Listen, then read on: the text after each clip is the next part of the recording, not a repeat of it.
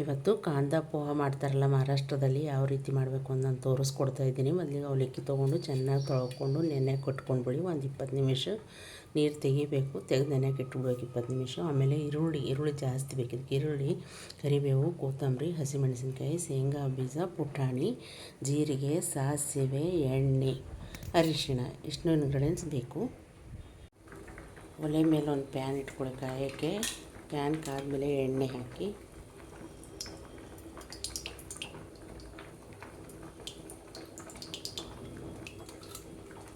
ಎಣ್ಣೆ ಕಾಯಕ್ಕೆ ಬಿಡಬೇಕು.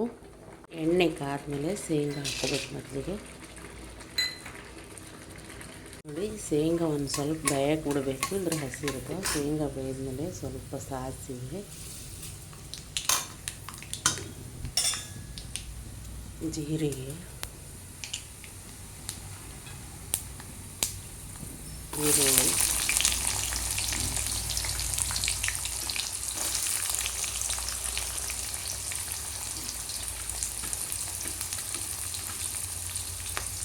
ಮೆಣಸಿನ್ಕಾಯಿ,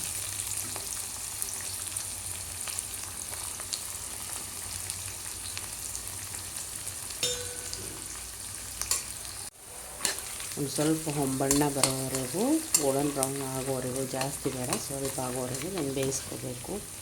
ಪುಟಾಣಿ ಹಾಕ್ಕೋಬೇಕು.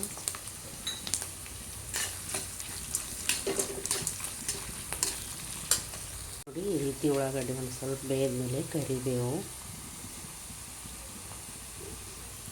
ಅರಿಶಿಣ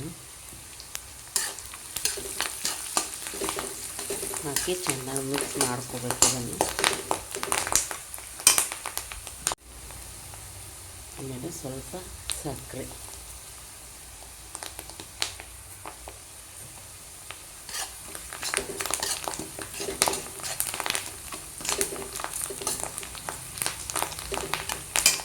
ನೋಡಿ, ಒಂದು 2 ನಿಮಿಷ ಈ ರೀತಿ ಬೇಯಿಸಬೇಕು. ಚೆನ್ನಾಗಿ ಬೇಯಿದ್ಮೇಲೆ ಆಮೇಲೆ ನಾವು ಬೇಯಿಸಿಟ್ಕೊಂಡು ಅವಲಕ್ಕಿ ಹಾಕಿ ಚೆನ್ನಾಗಿ ಮಿಕ್ಸ್ ಮಾಡಿಕೊಂಡು ಒಂದು 2 ನಿಮಿಷ ಚೆನ್ನಾಗಿ ಗರಂ ಮಾಡ್ಕೋಬೇಕು.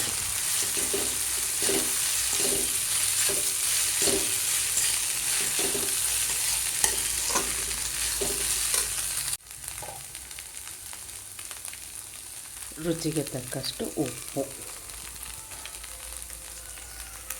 ಹಾಕಿ ಚೆನ್ನಾಗಿ ಕಲಿಸ್ಕೋಬೇಕು. ಒಂದು 2-3 ನಿಮಿಷ 4-5 ನಿಮಿಷ ಚೆನ್ನಾಗಿ ಗರಂ ಮಾಡ್ಕೋಬೇಕು. ಆಮೇಲೆ ಮೇಲ್ಗಡೆ ಒಂದು ಸ್ವಲ್ಪ ಕೊತ್ತಂಬರಿ ಹಾಕ್ಕೋಬೇಕು.